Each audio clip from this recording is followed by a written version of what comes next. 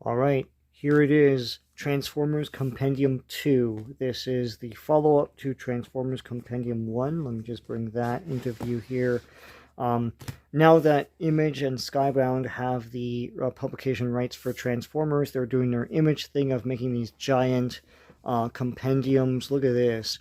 And here is Compendium 2. This is the second and last half of the Marvel Comics Transformers stuff as published by Skybound and Image.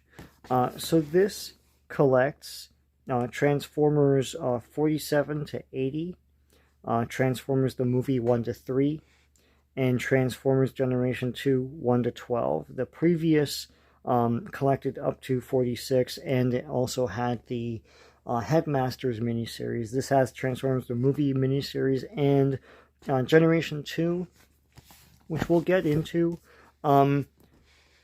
This covers from one of the later covers of Transformers, the old Marvel Comics. I opted to get this. This is the direct market cover. Pretty cool stuff. So let's get into this. So if you have Compendium 1 and Compendium 2, you have every stinking thing that came out for Marvel Comics for Transformers. Pretty cool stuff. I mean, there might be some ancillary things like the backs of the VHS tapes that had some, one-page comics and stuff, but then you're splitting hairs. Really, this is everything. This is not the UK comics. That's a totally different thing. So this begins with 47, and the thing about the Marvel Comics was that they were very, very much synergized with the toys. So you got the latest toys when they were coming out. So you got like the Seacons and everything here. And you got the various different Decepticons. You've got some Predacons here. You got Starscream and all that stuff. This story, the Underbase story, actually, we're getting to the Underbase Saga 1, Part 1. The Underbase Saga is pretty awesome. So that's what this starts off with. Underbase Saga is basically, there's a space base that like gives Starscream godlike powers, and Optimus Prime and Scorponok have to team up to fight him. And then there's this big showdown in Tokyo where everyone's on the streets of Tokyo, and they're all fighting, and Starscream's like blowing up guys and stuff. It's pretty cool stuff. So yeah, here they are, Optimus Prime, Power Master Optimus Prime, and Scorponok are teamed up here. Pretty neat. Next we have some Headmaster stuff, or some of the monster Decepticons and everything. They're incorporating more aliens and things into this stuff here. Simon Furman was heavily involved at this point. Jose Delbo was a key artist of this era of Transformers. They switched around with artists, but I remember Jose Delbo was pretty cool with these. This version of the Compendium is the newsprint one I like. I know that there's a better high-quality hardcover thing that has better paper and probably recolored art and stuff. That's cool too. I just like this. They're heavily promoting the Seacons here, and then we get into the Pretender characters. Pretty cool stuff. Who's back from the dead? Well, everyone, really. I think this is the first Simon Furman comic. I have this actually signed by Furman, so it's pretty cool. You got Goldbug here. Grimlock was in it till the end. He had a Pretender made out of him, so his toy was renewed. Here we have the beginning of this whole relationship with Ratchet and Megatron. At one point, they literally merged to become one guy. It's weird. Grimlock continues to make his power play, sort of like the Starscream of the Autobots in the comics, at least. Here you go with more Megatron, and here I think that's Thunderwing. My memory's a little rusty. Here's Bludgeon.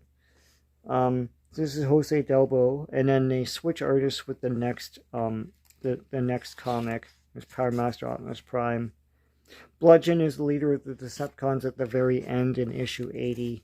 He's the one that basically loses the war for the for the Decepticons.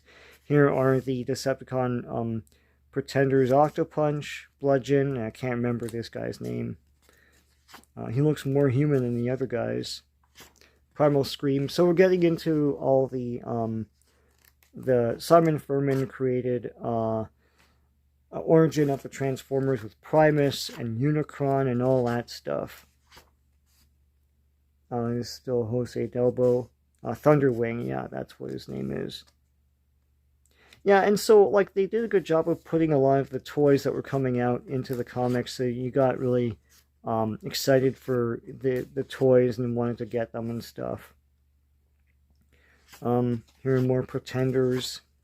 Here's that two-headed Pretender. It's a cool jaunt down memory lane for the toys. The toys still limped on after the end of the comics. I wasn't a big fan of this artist, Jeff Sr. Everything looks blocky and basic. Hook, line, and sinker I don't think were ever made in the toys. Maybe later on as a fan thing. But yeah. Later on, they insist on bringing Circuit Breaker back, who was a... Oh, that's the cover of this. 67. Circuit Breaker was owned by owned by Marvel, and basically she was a telekinetic character that can... She's a human that hated robots and wanted to destroy them all and stuff. Here's more antics of the Autobots versus Decepticons. They surrender, but they come back and whatever. Here's Scorponok versus Shockwave. Pretty neat. Less than meets the eye. So, Unicron is coming.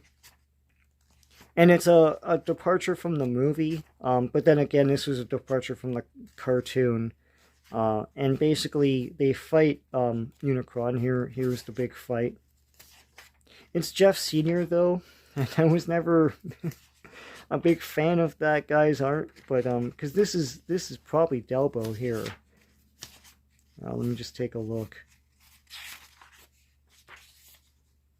No, it's Andrew Wildman, and then it goes to Jeff Sr. for the big Unicron fight, where everything's all blocky and basic looking and weird. But yeah, Unicron is fighting the Transformers. And they defeat them the same way they do in the cartoon. They use the Matrix. Primus comes to help. And blow them up. There you go. So we're heading into issue 80, which is the final issue. Here Galvatron is fighting Megatron. Pretty cool stuff. Galvatron here is from the future. They tried to protect that as best they could, because as we all know, Galvatron is Megatron. That's the Power Master unit for Power Master Optimus Prime.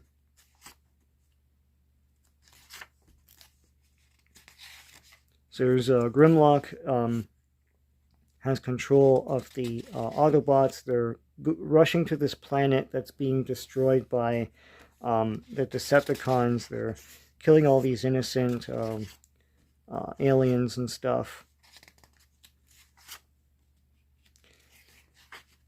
And so here's issue 80 in a 4-issue limited series. Famously, they had a 4-issue limited series that continued with issue 5, 6, 7 for the series. Here's Bludgeon, who loses the war for the Decepticons. That's why I always know him as. Okay, so we're into the movie. Hold on, I skipped a few pages here. So they surrender because they found an Autobot that can just recreate the old Autobots, and just like, you can't kill the Autobots, they'll just respawn.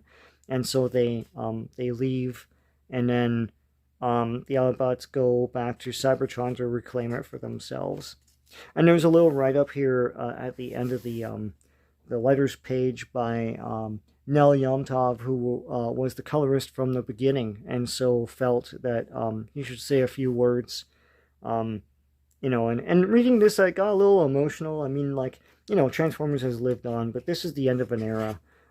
Here's Transformers the movie, which was a 3-issue limited series. Some key, well, some minor changes from the movie. Probably stuff from the original screenplay. Like, these guys on the planet gets destroyed, they can turn into ships and leave rather than board ships.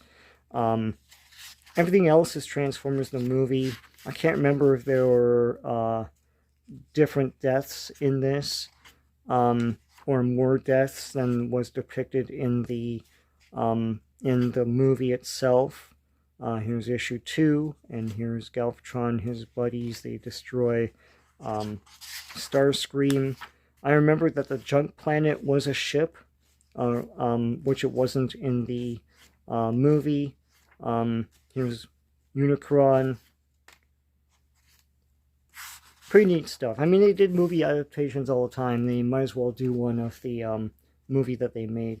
Generation 2 I was never a big fan of, and looking back at this, it looks pretty neat. Jaxus was the big villain, but he answered to a mysterious force that was later revealed, I think, after the comic, to be named Liege Maximo, I think. Liege Maximo appears at the end of issue 12, but I don't think he names himself, so it was in like some sort of fanzine.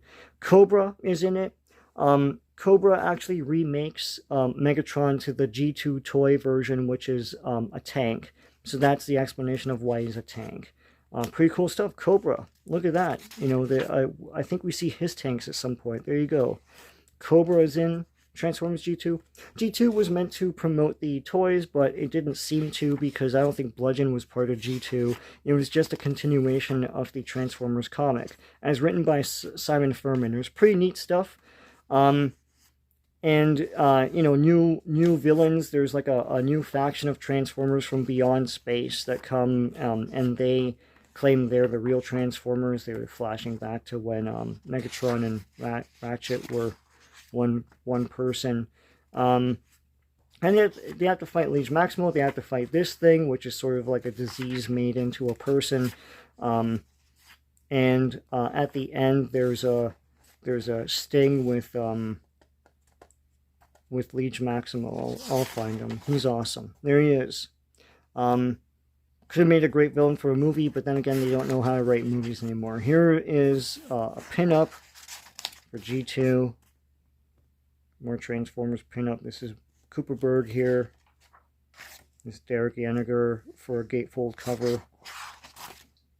So that's what you get with Transformers Compendium 2, along with Transformers Compendium 1. Makes up all of the Marvel comics for Transformers in North America. Pretty cool stuff. This retails for, what is it? $86.99 Canadian, $64.99 US. So you do the math for your area. Hope you like going through this with me. If you like this, please give a like to this video. Please subscribe to this channel if you haven't already. Lots of great comic book stuff on here. So until next time, take care.